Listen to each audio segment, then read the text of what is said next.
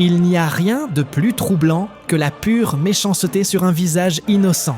Aujourd'hui, tu vas découvrir les enfants les plus pervers, cruels et impitoyables du cinéma.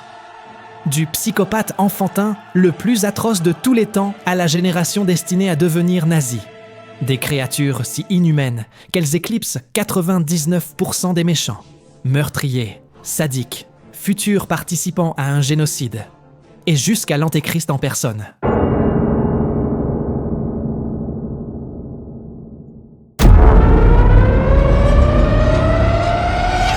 Dans The Innocents, le mal se cache derrière l'innocence de deux frères et sœurs, Miles et Flora. À première vue, ils semblent angéliques, mais il suffit de les observer pour ressentir quelque chose d'inquiétant, presque d'inhumain. Miles a seulement 10 ans, parle et agit comme un adulte, avec des insinuations déplacées envers sa gouvernante, des regards chargés d'une intensité qui ne devrait pas exister chez un enfant. Flora, en revanche, est plus silencieuse, mais chaque mot qu'elle prononce semble calculé, comme si elle avait toujours 3 coups d'avance, tirant les ficelles dans l'ombre. Tous deux exercent un contrôle psychologique sur les adultes qui les entourent, jouant constamment sur cette ligne impossible entre douceur et menace. Par moments, ils semblent possédés. Et à d'autres, leur froideur paraît trop réelle pour l'attribuer à un fantôme. Manipulation, sous-entendu, secret, et un lien étrange qui semble les unir par quelque chose de bien plus sombre que le sang. Et quand arrive la fin, l'ambiguïté devient insupportable. Ce qui se passe est-il un accident ? Ou l'un d'eux a-t-il commis un meurtre ? Miles et Flora prouvent que la pire méchanceté enfantine n'est pas toujours bruyante. Parfois, elle est silencieuse, grise, et te regarde droit dans les yeux.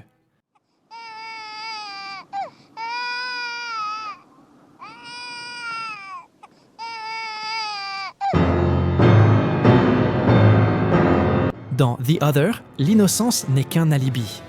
Niles et son frère jumeau Holland paraissent 2 enfants normaux. Mais là où ils se trouvent, la mort ne tarde jamais. Un voisin qui chute de haut, un outil qui perce ce qu'il ne devrait pas, un petit corps caché comme un secret honteux. Tout semble être un accident, jusqu'à ce que tu vois le sourire de Holland.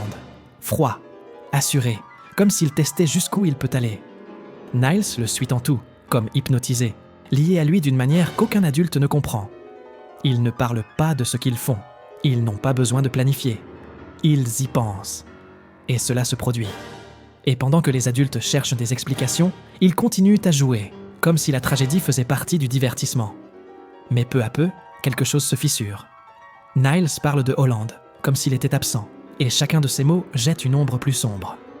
Quand la vérité éclate, tout ce que tu as vu se déforme dans ta tête. Et tu comprends que le mal ne se partage pas toujours en 2.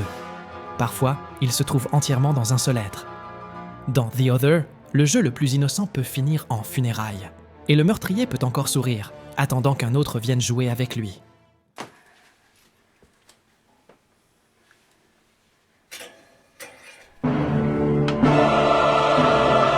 Dans Le Ruban Blanc, le mal ne commence pas à la guerre. Il commence dans l'enfance. En Allemagne, quelques années avant la Première Guerre mondiale, un petit village vit sous la tyrannie de l'Église et de la punition. Les enfants apprennent que l'obéissance s'impose par la douleur. Et bientôt, ils commencent à la rendre. Des visages angéliques dissimulent des actes froids, calculés, si subtils que les adultes n'osent à peine les soupçonner. D'abord, ce sont des supposés accidents. Un médecin qui manque de mourir en tombant de cheval à cause d'un fil invisible. Un enfant handicapé battu jusqu'à en perdre la vue. Une grange réduite en cendres. Puis, le mal devient plus direct. Pousser un camarade dans la rivière et le regarder couler. Humilier les faibles. Tuer des animaux. Personne ne parle, personne n'accuse, car le reconnaître reviendrait à admettre que les monstres dorment sous leur propre toit. Le ruban blanc, censé être un signe de pureté, devient un symbole ironique, un uniforme de petits bourreaux. Ils ne crient pas, ne perdent pas le contrôle. Ils observent, ils apprennent, ils perfectionnent leur cruauté en silence. Ces enfants grandiront, marcheront en formation parfaite, sous la croix gammée, et obéiront à des ordres qui tueront des millions de personnes. Le ruban blanc est la radiographie de l'origine du nazisme, non pas comme une idéologie soudaine, mais comme le fruit d'années de répression, de violence et d'éducation à la haine. Ici, l'horreur est dans ce qui n'est pas dit, et dans ce que tu lis dans les yeux d'un enfant, pendant que sa victime se noie.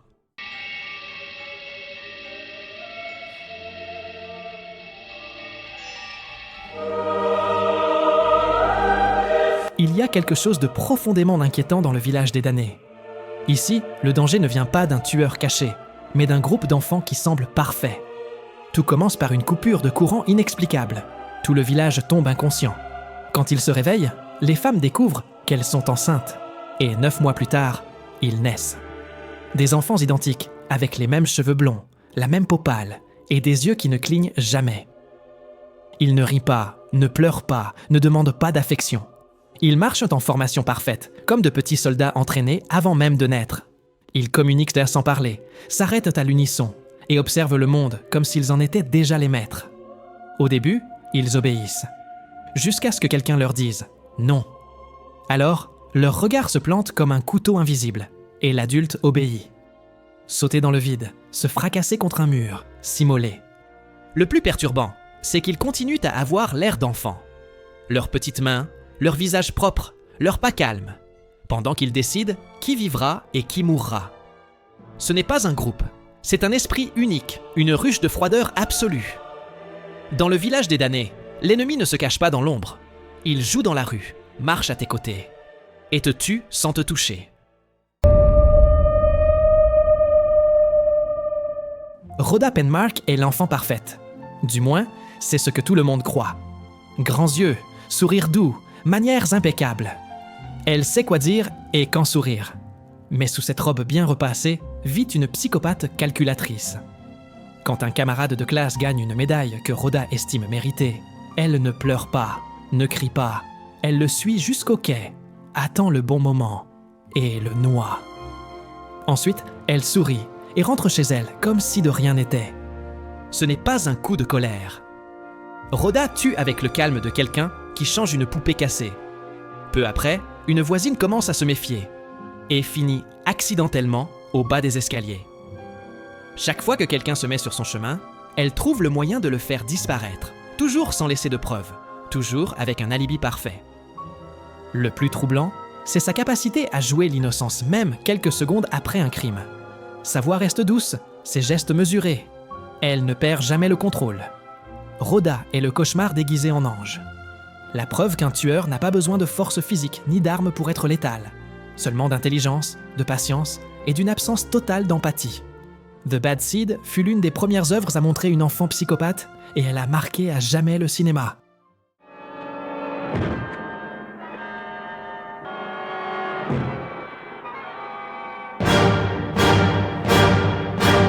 Un couple arrive sur une île espagnole à la recherche de tranquillité. Pas de voiture, pas de bruit, et au début, pas d'adultes. Seulement des enfants observant en silence. Leur sourire semble innocent, mais dans leurs mains se trouvent pierres, bâtons, couteaux. Et bientôt, la vérité éclate. Tous les adultes de l'île ont été assassinés par eux. Ce n'est pas un accès de colère, ni une crise d'hystérie. Les enfants chassent en groupe, avec la précision de prédateurs. Ils attirent leurs victimes dans des ruelles, les coincent et les battent à mort. Ils ne montrent ni pitié ni remords. Ils rient, jouent, se félicitent comme si c'était un concours. Le plus troublant, c'est la normalité avec laquelle ils le font. Un garçon tire avec une fronde sur la tête d'un homme, puis se baisse pour refaire son lacet. Une fille caresse une victime mourante comme si c'était un jeu de docteur. Aucun signe de peur sur leur visage. Seulement la certitude qu'ils contrôlent l'île. Dans Mai, qui a tué l'enfant ? La violence ne vient pas d'un monstre surnaturel, mais de cette même innocence que nous sommes censés protéger. Et la question finale devient une sentence. Pour survivre, il faut tuer un enfant.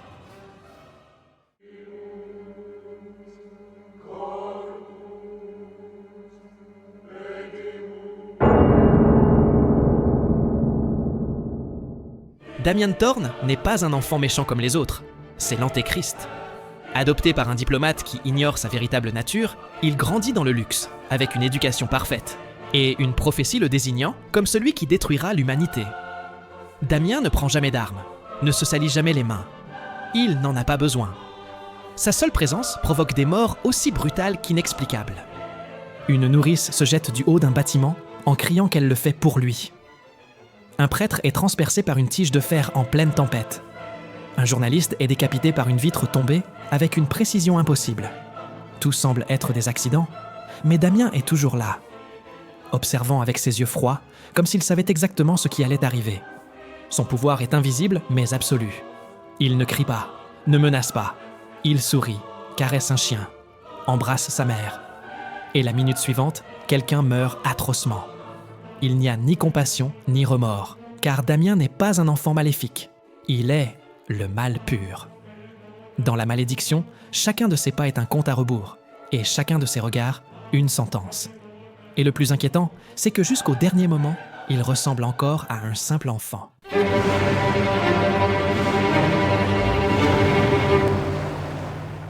Dans Eden Lake, le mal ne vient pas de démons ni de prophéties, mais d'un groupe d'adolescents, avec trop de pouvoir et zéro limite. Steve et Jenny partent de passer un week-end au bord du lac. Mais là, ils croisent Brett et sa bande, des garçons de 12 à 15 ans qui fument, boivent et ne connaissent pas le mot « pitié ». Tout commence par des insultes et des menaces. Mais bientôt, le harcèlement se transforme en torture. Ils volent leurs affaires, les poursuivent dans la forêt, les frappent avec une violence qui semble répétée à l'avance. Aucun signe de peur sur leur visage, seulement de l'amusement. Ils filment tout avec leur téléphone, comme un trophée. Chaque fois que Steve et Jenny tentent de s'échapper, ils les rattrapent et montent d'un cran. Ils brisent des os, brûlent la peau, plantent des couteaux. Brett ordonne et les autres obéissent sans hésiter. Le chef ne tue pas par nécessité, mais par fierté, comme s'il devait prouver qu'il peut briser n'importe qui. Et le plus troublant, les plus jeunes du groupe imitent chaque geste, chaque coup, apprenant que la cruauté est synonyme de pouvoir. Dans leur regard, aucune trace de remords, seulement l'excitation de la chasse. Pas de justice, pas de rédemption, pas de fin heureuse. Dans Eden Lake, l'enfance n'est pas synonyme d'innocence. C'est le déguisement parfait pour un psychopathe que personne ne soupçonne jusqu'à ce qu'il soit trop tard.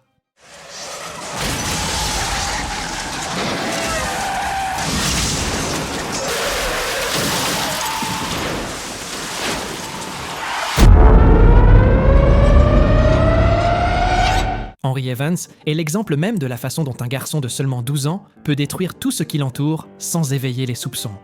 Avec ses parents, il est poli, intelligent, charmant. Avec son cousin Mark, il montre son vrai visage. Il ne ressent pas d'empathie, ne connaît pas de limites, ne craint pas les conséquences. Il tue un chien avec une arbalète pour s'amuser. Il provoque des accidents de voiture en jetant des mannequins sur la route juste pour voir le chaos et entendre crisser les freins. Et quand il réussit, il sourit comme s'il avait gagné un jeu. Mais son arme la plus dangereuse n'est pas la violence, c'est la manipulation. Henry sait exactement quand feindre la tendresse, quand pleurer, quand accuser les autres pour passer pour la victime. Il trompe facilement ses parents, isole Mark de toute aide et transforme chaque conversation en piège psychologique. Il prévoit même de tuer sa petite sœur, sans aucun remords, juste pour voir ce qui se passerait. Le plus perturbant, c'est son contrôle absolu. Il n'agit jamais par impulsion. Chaque étape est calculée, chaque geste pensé pour ne laisser aucune trace. Ce n'est pas un monstre surnaturel, ni un membre d'un gang dangereux.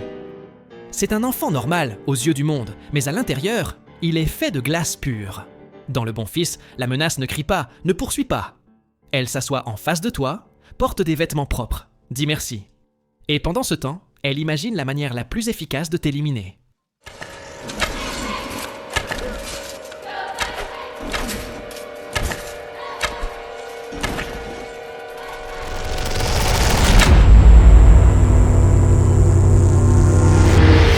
Kevin Khatchadourian est la psychopathie à l'état pur. Depuis bébé, quelque chose en lui était différent. Il ne pleurait pas comme les autres, ne cherchait pas de réconfort. Il regardait sa mère avec des yeux froids, comme s'il la haïssait déjà. Chacun de ses gestes semblait être un défi, une façon de lui rappeler qu'elle ne pouvait pas le contrôler. Il grandit en détruisant tout ce qu'elle aime, ses objets, sa paix, sa vie. Enfant, il est cruel avec un calme glaçant. Il feint la tendresse quand cela l'arrange, mais dès qu'il se sent en sécurité, il l'humilie, manipule et attaque. Il ruine des amitiés, ment naturellement et transforme la vie quotidienne en un jeu psychologique dont il sort toujours gagnant. Il tue l'animal de compagnie de sa sœur, brise sa confiance et prend plaisir à voir sa mère s'effondrer. Mais Kevin ne veut pas seulement blesser, il veut laisser une cicatrice impossible à effacer. Et il y parvient. Il ferme les portes de son lycée, bloque les sorties et, armé d'un arc et de flèches, transforme un jour ordinaire en massacre. Il ne court pas, ne tremble pas, ne crie pas. Il tire avec le même calme que lorsqu'il lançait des fléchettes sur sa sœur des années auparavant. Lorsqu'il est arrêté, il ne demande pas pardon. Il regarde sa mère et sourit. Parce qu'il sait que ce n'était pas seulement une question de tuer, mais de la détruire, de faire en sorte que chaque nuit, en fermant les yeux, elle revoit ce moment. Dans We Need to Talk About Kevin, le mal ne se cache pas dans un monstre ni dans un inconnu.